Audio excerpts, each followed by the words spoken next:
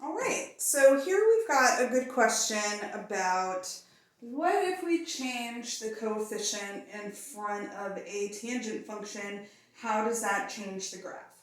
All right, so first what I'm going to do here is I'm going to graph good old plain tangent of x.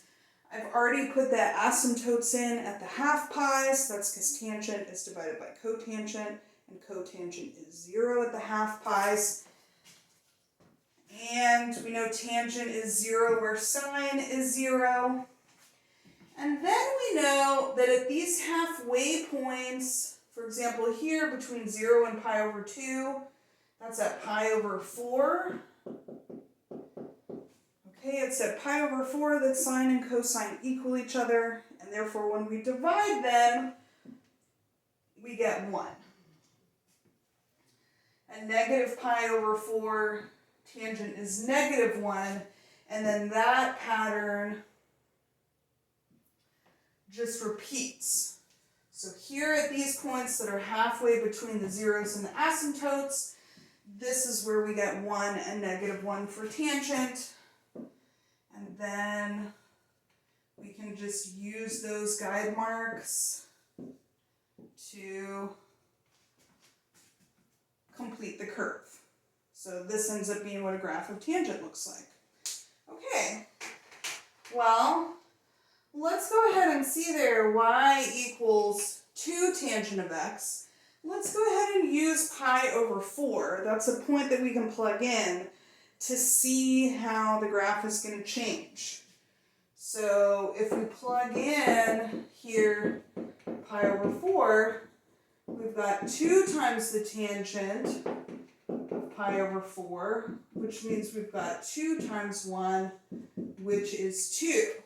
So here at pi over 4, where we used to have a guide mark at 1, now we're going to have a guide mark at 2. And we can see basically we're just going to multiply 2 times those 1s and negative 1s. So all these guide marks now are either going to be at negative 2 or at 2.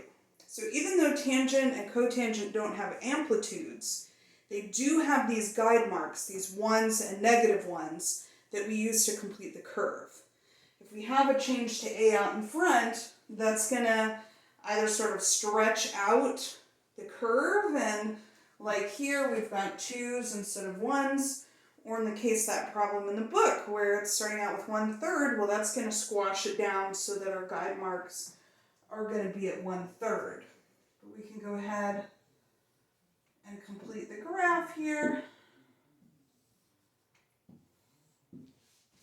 And we can see that basically what we've done is we've just sort of stretched the tangent out.